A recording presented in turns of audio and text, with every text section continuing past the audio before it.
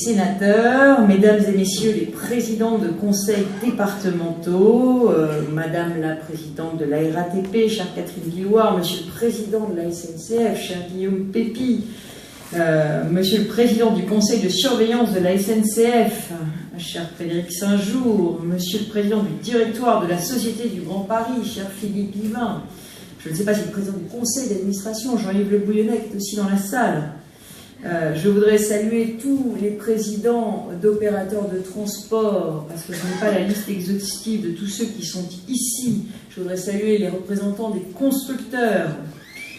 Et je voudrais vous dire qu'avec mes vice-présidents, le vice-président Stéphane Baudet, vice-président de la région, les vice-présidents d'Île-de-France Mobilité, Jean-Jacques Barbeau, Christophe Najdowski et Jean-Didier Berger, avec les administrateurs d'Île-de-France Mobilité, avec le directeur général d'Île-de-France Mobilité, Laurent Probst, eh bien, nous sommes ravis de vous accueillir, d'accueillir ici aussi tous les représentants des associations d'usagers, et notamment le président de la FNOT Île-de-France, Marc Pellissier.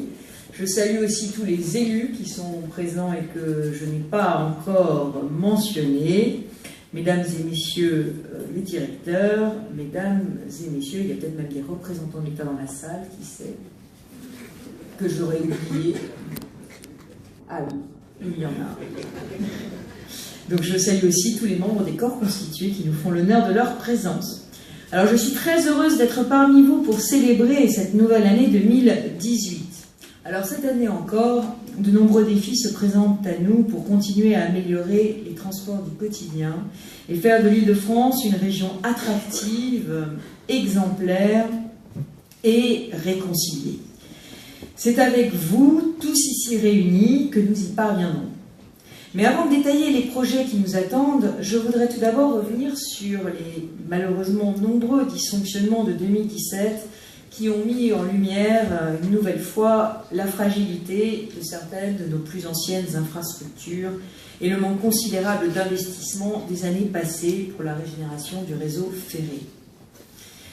On connaît bien le diagnostic, la priorité donnée au TGV, mais la SNCF fait son mea culpa régulièrement et la nécessité aujourd'hui de donner la priorité au transport du quotidien. La galère que subissent certains voyageurs dans les trains et les RER d'Île-de-France n'est plus acceptable alors que nous, les collectivités, mettons le paquet en matière d'investissement et que les opérateurs le font aussi de leur côté. Quelle frustration de voir des trains neufs ou rénovés bloqués à quai faute d'un réseau qui fonctionne. Comment les voyageurs peuvent-ils comprendre ce qui se passe lorsque l'information n'est parfois pas suffisante? Alors je voudrais en profiter pour tirer un coup de chapeau aux associations d'usagers qui mènent un travail remarquable et avec qui nous voulons poursuivre le dialogue pour aller de l'avant et trouver des solutions face à ces difficultés. Mais je voudrais aussi tirer un coup de chapeau aux agents de la RATP et de la SNCF qui ont été mis très lourdement à contribution cette année et qui ont fait preuve dans justement l'adversité d'un dévouement sans faille. Alors, vous le savez, au vu de tous ces dysfonctionnements, j'ai appelé l'État à déclarer l'urgence ferroviaire pour les transports du quotidien. SNCF Réseau, dont je n'ai pas salué le président, je ne sais pas s'il est dans la salle, on ne me l'a pas mis sur ma liste, non, il n'est pas là, c'est pour ça. SNCF Réseau investira cette année un record historique de 800 millions d'euros dans la régénération, mais force est de constater que cela n'est pas encore tout à fait à la hauteur des enjeux, et en tout cas de l'urgence. Les épisodes du transformateur de Drancy ou de la gare Montparnasse nous l'ont rappelé cruellement. Alors c'est pour cela aussi que je forme le vœu que cette année 2018 soit celle de l'information voyageur, afin de marquer notre respect et à tous ceux qui ne sont pas seulement des usagers, mais aussi des clients, en droit d'attendre une vraie qualité de service à la hauteur de la région capitale. Les chantiers de rénovation et les chantiers de nouvelles lignes qui sont devant nous vont être nombreux, ils vont être lourds et ils sont souhaitables, ils sont indispensables. Mais ils provoqueront évidemment, sans doute, des désagréments. Et la condition de leur acceptabilité est une coordination sans faille entre nous tous et une coordination aussi sans faille des opérateurs pour informer les voyageurs et leur permettre d'anticiper les contraintes et d'en limiter les désagréments. Je sais pouvoir compter sur l'action de la RATP, de la SNCF et de leurs agents. Je sais qu'ils ont pleinement conscience de ces enjeux.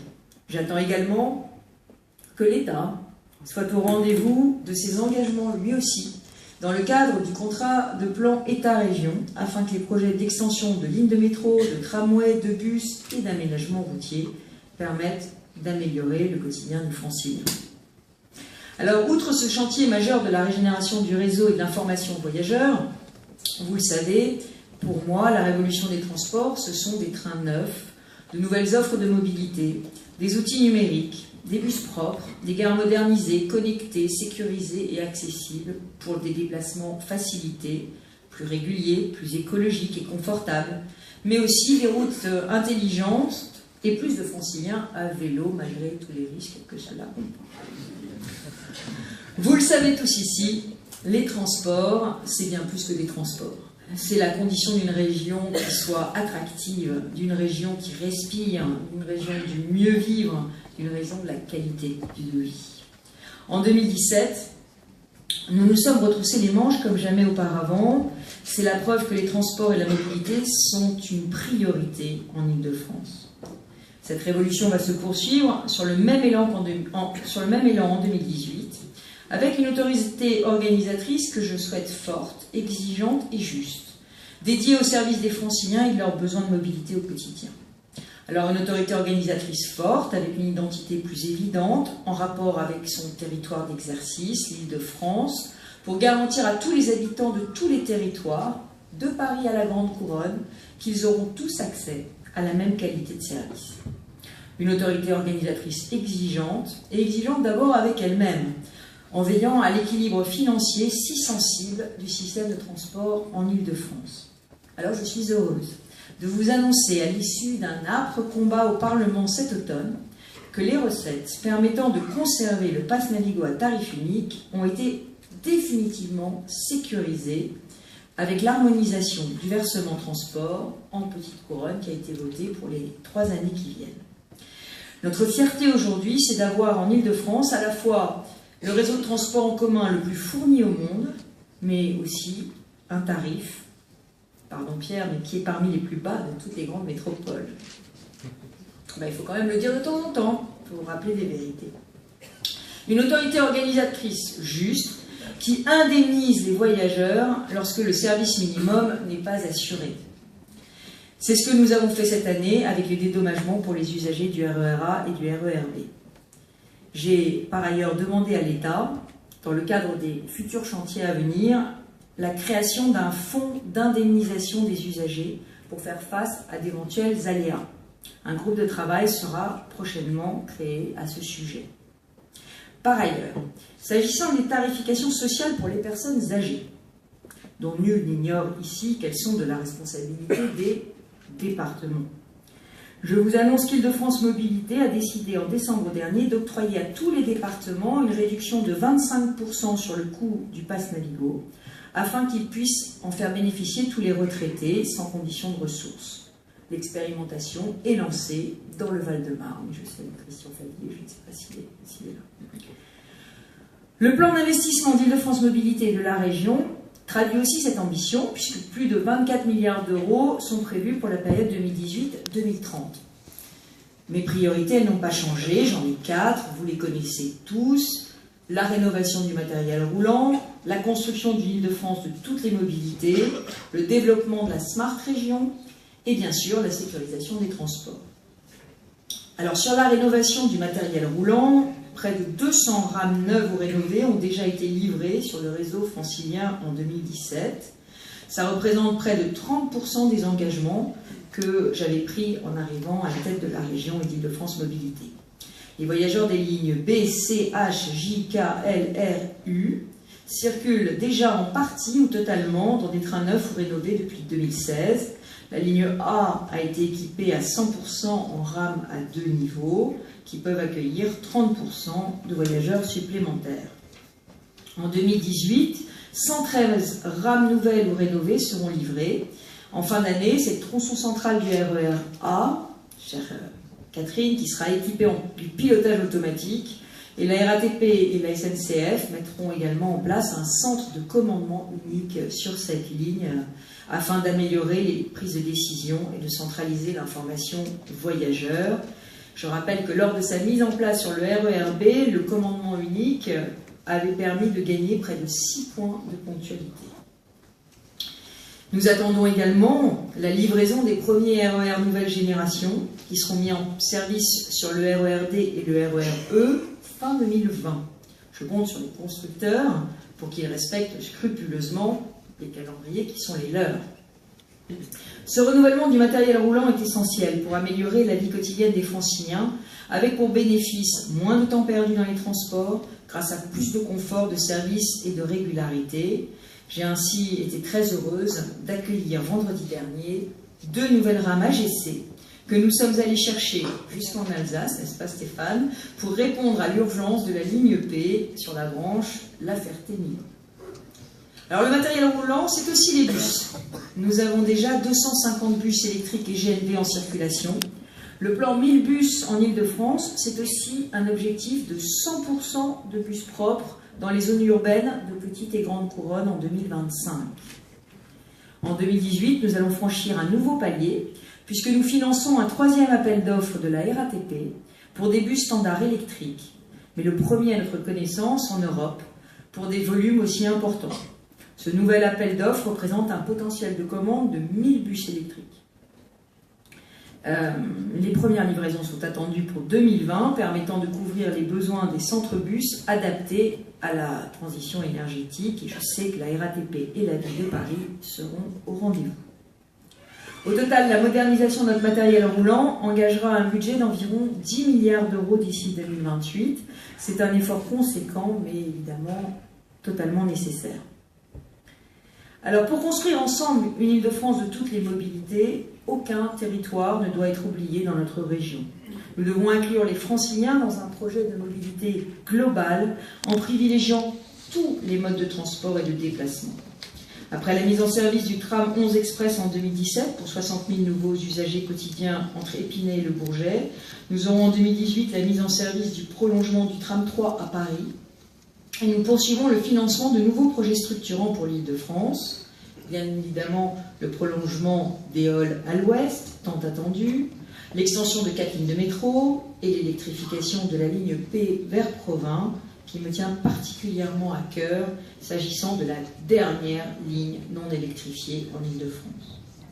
Alors, comme j'ai l'habitude de le dire, il ne doit pas y avoir d'opposition stérile entre route et transport en commun. Je veux ainsi que l'on donne à la route toute sa place dans les réponses que nous fournissons. Une route écologique, intelligente et mieux utilisée. Elle servira notamment à accueillir plus de bus et plus de covoiturage, avec des aménagements prévus sur nos principales autoroutes franciliennes. Ces 2 dernières années ont été exceptionnelles, avec près de 250 lignes de bus modifiées pour améliorer les conditions de transport de milliers de Franciliens. Île-de-France Mobilité a fait progresser le budget annuel consacré au réseau de bus de plus de 100 millions d'euros depuis 2016. Le grand chantier de refonte du réseau de bus francilien, lancé en 2016, a pris forme concrètement en 2017. Ça s'est fait dans le cadre d'un dialogue exemplaire, je crois, avec les collectivités locales, les associations d'usagers, mais aussi tous les franciliens. Cette dynamique ne faiblira pas en 2018, avec plus de 40 nouveaux renforts dans l'offre de bus sur tout le territoire dès janvier, et le lancement de Flexigo. Flexigo, c'est une offre entièrement renouvelée de transport à la demande, financée à 100% par Île-de-France Mobilité. Et puis en 2017, IDFM s'est attaché à développer les nouvelles mobilités et à encourager l'usage de ces nouvelles solutions de transport pour s'adapter au plus près aux besoins de tous et de chaque territoire. Nous avons expérimenté de nouvelles navettes autonomes 100% électriques sur l'esplanade de la Défense, conduite avec Keolis. Et cette expérimentation a attiré près de 35 000 voyageurs séduits par cette nouvelle solution pour parcourir les derniers kilomètres, là où les bus ne peuvent pas circuler. Ce nouveau mode de déplacement est aussi testé avec la RATP dans le bois de Vincennes depuis novembre et pendant 6 mois. Lancée en 2017, l'opération Tous Ensemble pour le covoiturage a converti de nombreux franciliens. L'aide de 2 € accordée par Île-de-France Mobilité sera prolongée jusqu'à juin prochain. Nous nous engageons également à rendre les gares plus confortables, accessibles et sécurisées. D'ici à 2025, c'est 3 milliards d'euros qui seront consacrés à la modernisation des gares franciliennes, qui sont évidemment des lieux de connexion, mais qui doivent devenir aussi des lieux de vie. 70 espaces de coworking ont été aménagés en 2017, 80 supplémentaires sont prévus dans les mois à venir. Aubert, Robinson, Ivry-sur-Seine, Villeneuve-Saint-Georges, Val-de-Fontenay, Saint-Denis, Lyon, Bercy et Poissy sont quelques-unes des gares concernées. Aujourd'hui, 146 gares d'Île-de-France sont accessibles à tous les voyageurs, dont 34 aménagées entre 2016 et 2017. Nous attendons les travaux de mise en accessibilité de 122 gares supplémentaires qui se poursuivront jusqu'en 2024. Là aussi, c'est un effort sans précédent de 1,5 milliard. La capacité de stationnement aux abords des gares est aussi essentielle pour les voyageurs de petite et grande couronne. Elle augmente rapidement. Nous avons déjà lancé 7850 places de parc relais sur les 10 000 annoncées pour 2020. Nous avons par ailleurs identifié 1500 places de parking réparties aux différents points d'entrée dans Paris. Et je crois, cher Christophe Najdowski, qu'avec la ville de Paris, nous sommes convaincus que nous pourrons les réserver aux abonnés Navigo, avec des discussions qui doivent maintenant s'ouvrir rapidement avec les concessionnaires pour proposer des places à un prix abordable que nous évaluons autour de 75 € par mois si c'est possible. Ça fait partie des mesures compensatoires que j'avais demandées suite à la fermeture des voies sur berge pour permettre aux Franciliens de laisser leur voiture aux portes de Paris afin de prendre les transports en commun. Pour développer l'usage quotidien du vélo, la région Île-de-France et Île-de-France Mobilité, le vice-président y veille particulièrement, le double vice-président y veille particulièrement, travaille la main dans la main avec lui-même pour répondre aux attentes des Franciliens. Le plan régional financé conjointement à hauteur de 100 millions d'euros traitera de tous les aspects. L'aménagement des itinéraires, la signalisation, le stationnement sécurisé et facile, en particulier grâce au développement de Véligo en 2018, à travers toute la région, pour atteindre 20 000 places de stationnement supplémentaires d'ici 2021, et le développement des services comme la réparation et l'entretien. 85 consignes de vélos sécurisés, des abris à vélo en libre accès aux abords des gares sont déjà en service ou le seront dans les prochains mois. 7 000 places supplémentaires. Et par ailleurs, la consultation pour le futur service régional de location longue durée de vélos à assistance électrique, cofinancé par la région, a été lancée par Île-de-France Mobilité. Alors la révolution des transports se conduit dans une région qui se veut résolument smart.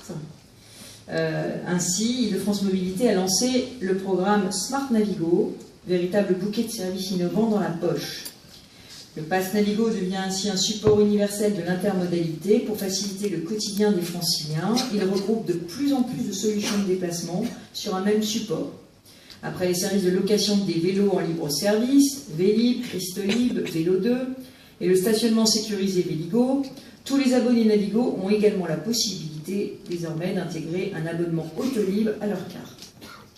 Alors nous souhaitons que les voyageurs puissent utiliser leur smartphone pour acheter leur titre de transport et franchir les portiques de validation. Je ne renonce pas à ce que nous puissions boucler ce projet avant 2019. Île-de-France Mobilité a enfin transformé son moteur de recherche via Navigo en véritable calculateur d'itinéraire multimodal en temps réel et prédictif. On avance.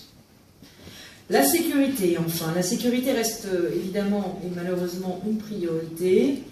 La sécurité, plus de sécurité dans les gares et dans les transports, c'est d'abord un renfort de la présence humaine cette année. La généralisation de la vidéoprotection dans les trains, les bus, les gares ferroviaires et routières, les parcs relais, et un renfort de la lutte contre la fraude avec une augmentation des contrôles, y compris en civil. Le financement de portiques de sécurité nouvelle génération a enfin été voté pour la gare Saint-Lazare, la dernière grande gare non équipée. 20 premières brigades de cynodétection ont été déployées sur le réseau SNCF pour diviser par 4 le temps de levée de doute sur les colis suspects. Le financement d'un centre de coordination des forces de sécurité sous l'autorité du préfet de police regroupera en 2019 l'ensemble des acteurs, police nationale, RATP, SNCF et Optile, pour une meilleure efficacité sur le terrain face aux menaces malheureusement auxquelles fait toujours dans le contexte de menaces terroristes, fasse le réseau de transport. Et je suis heureuse d'annoncer également que la gratuité des transports pour les policiers en grande couronne a été acceptée par le ministère de l'Intérieur. Cela permettra d'avoir plus de policiers sur nos lignes. Vous comprendrez que la sécurité des femmes dans les transports me tient particulièrement à cœur.